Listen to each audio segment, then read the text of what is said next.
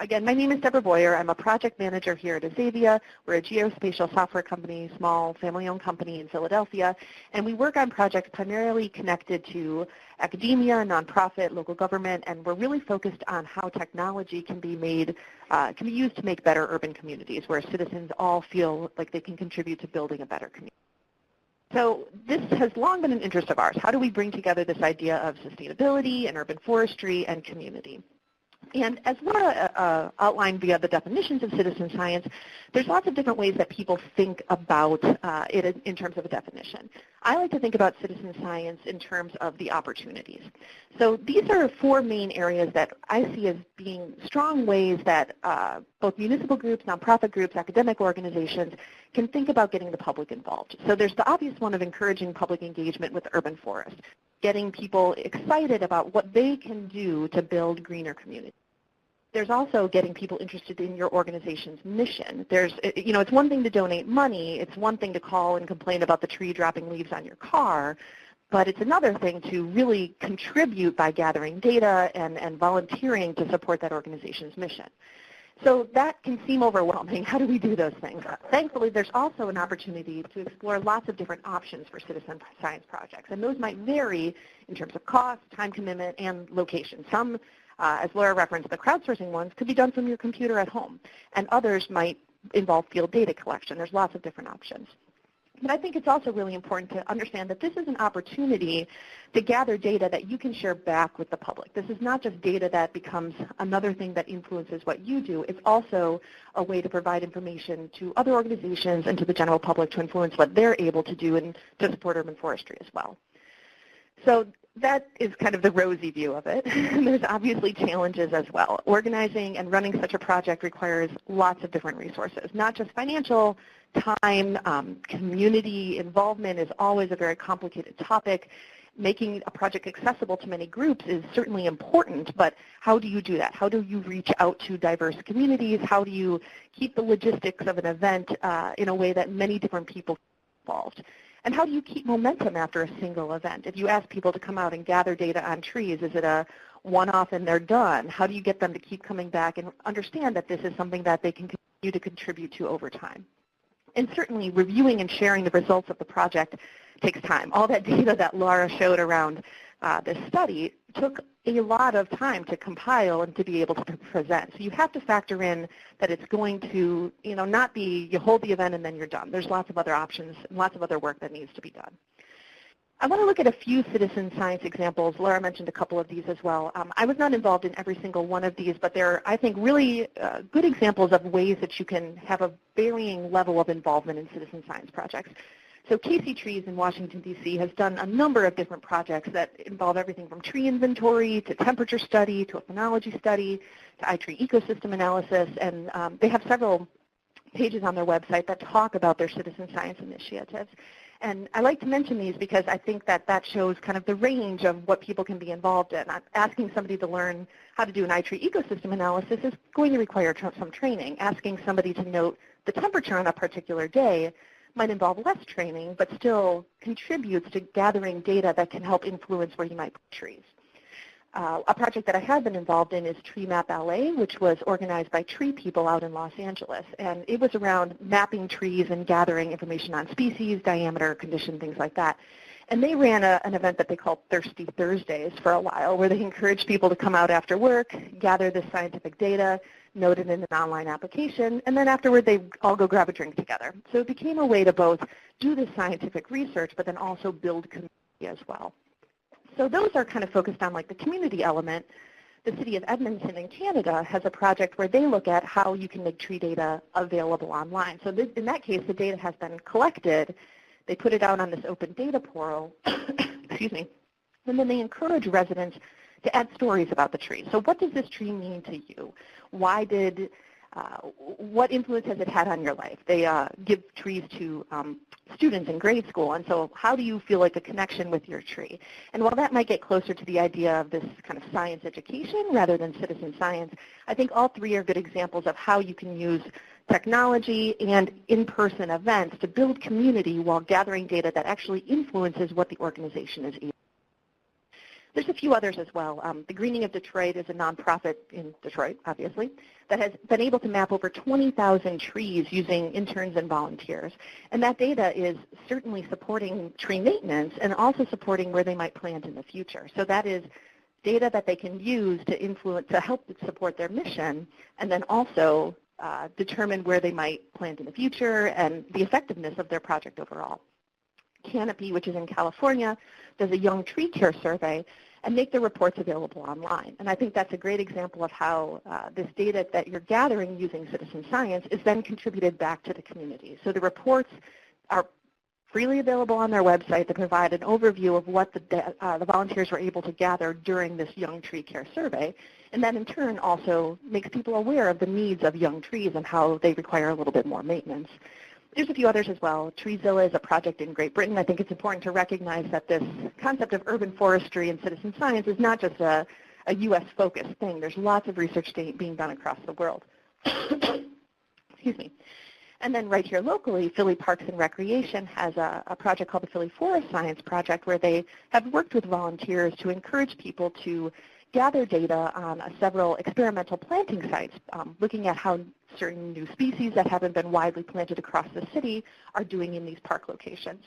These are just a handful of a lot of different examples, but the key thing that they show is that citizen science does not mean one thing. It doesn't mean one particular project.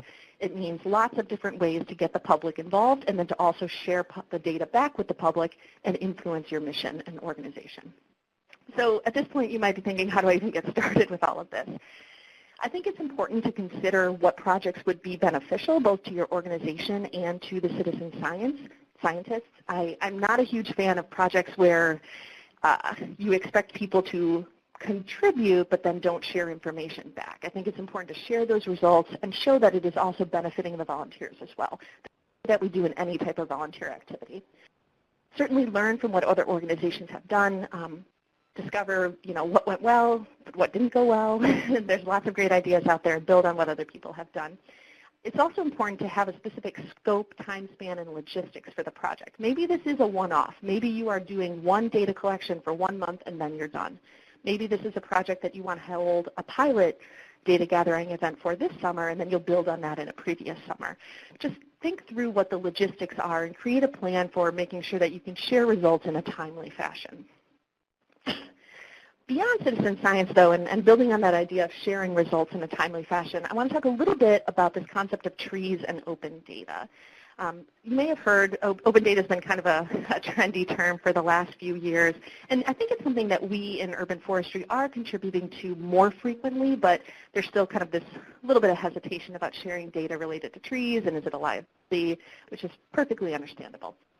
But I want to think about how we can take this citizen science data and use it to both support our organizational mission, but also contribute to this larger approach towards transparency and open government. So what is open data?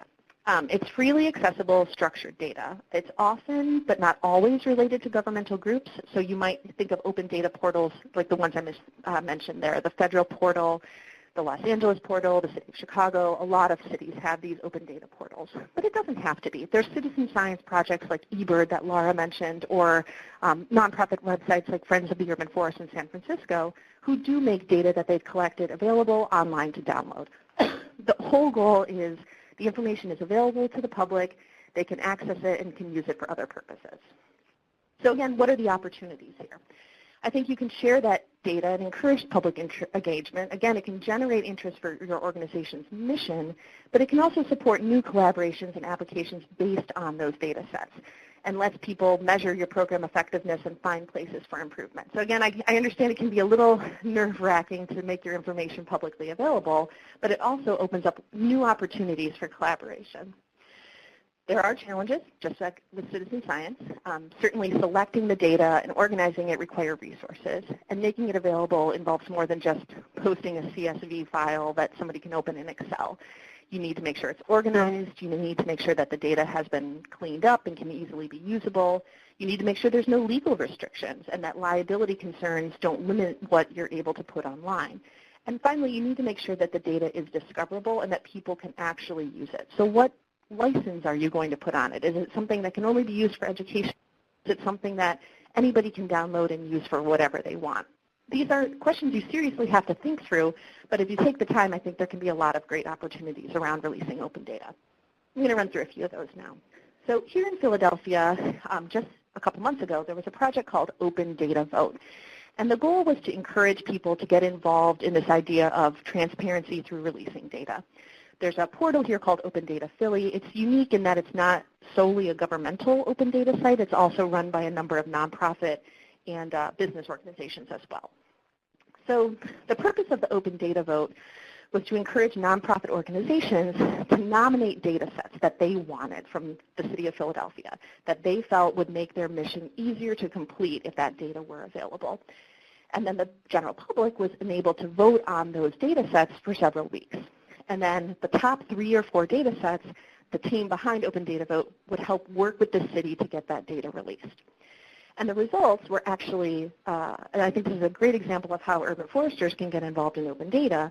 The third place result was the Pennsylvania Horticultural Society, and they were seeking street right-of-way data because they wanted to have that information to streamline the street tree planting process. Great idea. And thankfully, a lot of other people thought so as well. So PHS received a $1,000 reward, which is wonderful, obviously. But then the Open Data Vote partners will also work with the city to make that application data available.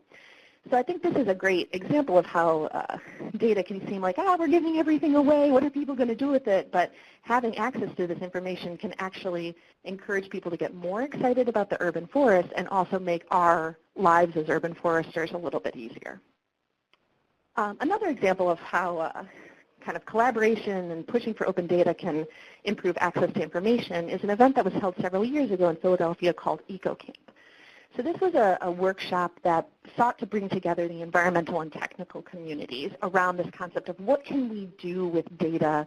Some citizen science gathered data, some not, if it's made publicly available. Over 90 people attended the event, so it was a great turnout. And the event actually prompted the city to release 15 environmentally related data sets, everything from rain barrel placement to yard tree giveaway information to vacant lot cleanup data. And based on that information, attendees at the conference were able to start building some applications or able to start researching those data sets to see how could we improve the process of where we're putting things like rain barrels or how we clean up vacant lots. I note that it had mixed results because, as is the case with many of these hackathons, you have such a limited amount of time, it's hard to build on the energy from the event, but I think it's a great example of how data can be something that groups collaborate around to build new things. There's also, and I'm running a little bit short of time, so I'm going to have to skip over a couple of these.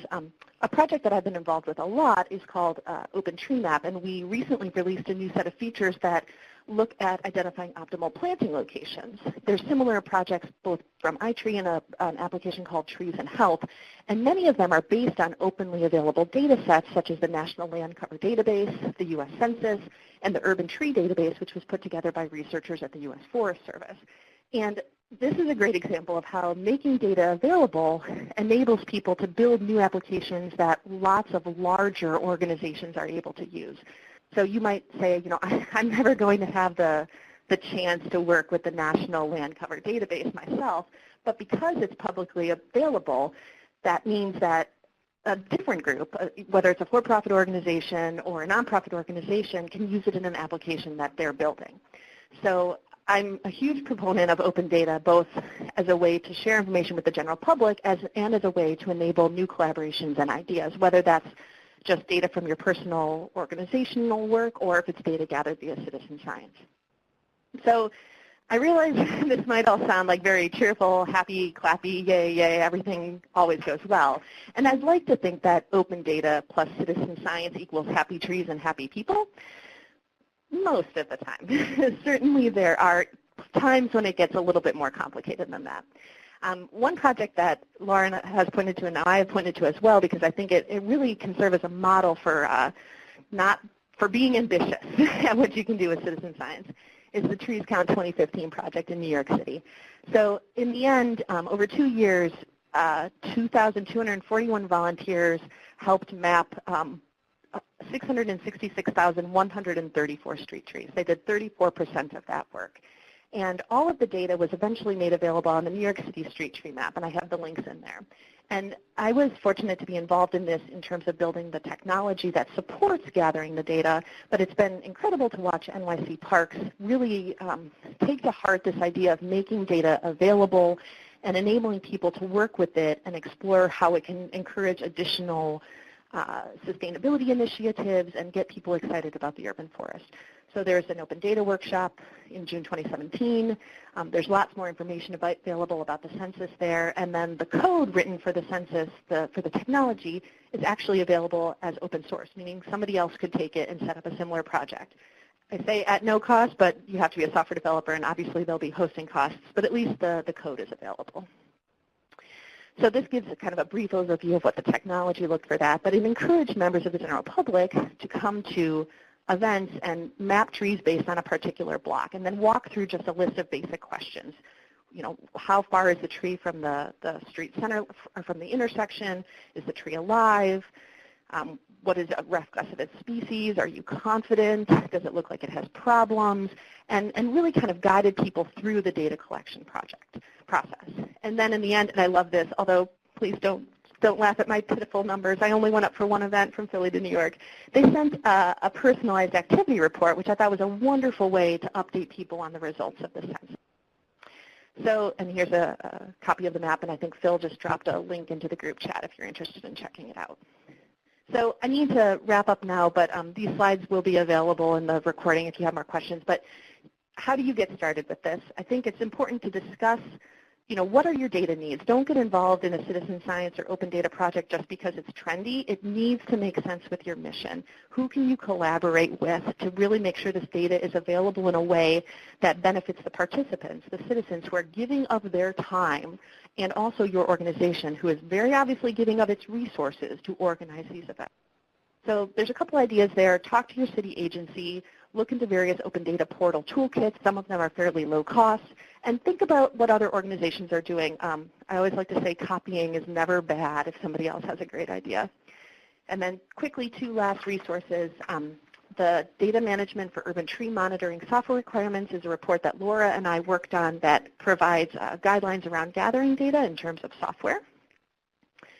And then the Urban Tree Monitoring Protocol that Laura mentioned, we think is a really great starting place if you'd like to get citizens involved in gathering data that you will hopefully make available to the general public after that. That's it for me. Wow.